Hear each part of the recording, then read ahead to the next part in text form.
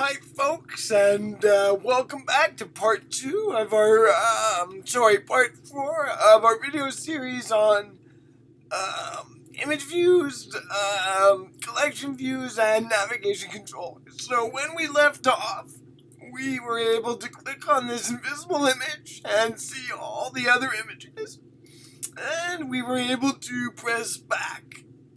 The first thing I want to do is just a little cleanup. I think it would be good if we could see this image. So let's go to our code. We're going to go to our basic view controller where that image lives.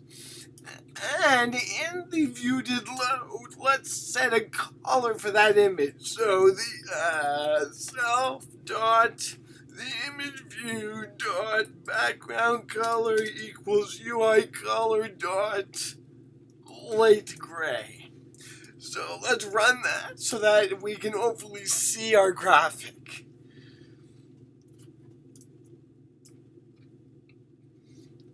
Okay, so the image is there, and look, it's nicely centered. Our constraints are doing well. If I convert it, it's nicely set. If I click it, we go back here, and if I press back, we go here. Our job in this video is to make these clickable. Well, to do that, let's just talk a little bit about something else first. To make this image clickable, we had to add the gesture recognizer.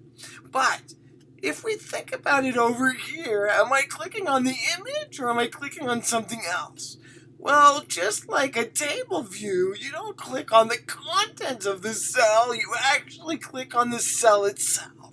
And a cell is already clickable. So, unlike this image where I had to set up a specific gesture recognizer, I don't have to do that here.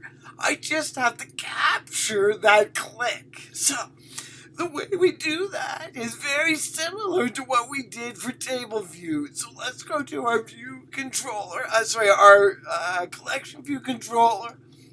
And I'm going to add a new method. I'm going to type in override first because I'm going to be overriding it as we're going to discuss in class. The name of the method is did select. Okay, did select item at index path. Now, what we need to do here is a little bit different to what we've done in the past. In the past, when somebody clicked on something, we just did dismiss. But dismiss is not going to work in this case because we're not doing a modal segue. Since we're doing a select segue or a show segue, we have to think of things like a stack. So, if I click on this icon, I'm pushing one view controller on a stack and I'm showing the next. So this back button doesn't dismiss this view, it pops this view. The reason we think of it this way is this could go deeper and deeper and deeper, and to get back we would do pop, pop, pop. So this back button does a pop. We need to do pops every time there's a click on a cell. So first, we have the did select, and how we're going to do this, it's very simple. We're going to do self dot navigation controller exclamation, because we want to force unwrapid dot pop. And we're going to pop the view controller, and that'll be true. So, every time someone selects an item, we're simply going to pop the navigation view controller. And that should bring us back to our previous view. So let's try that.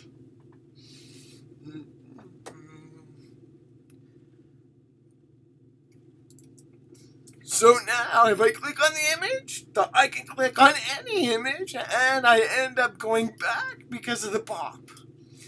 Okay, so far so good. So that's a little short part 4, and we have our navigation all set up. We can get back 2 ways. I can either click back or I can click on an image. In the next video, we're going to get the selected image to show up right here in place of this gray image. So we'll see you in the next video. Thanks for watching. Bye-bye.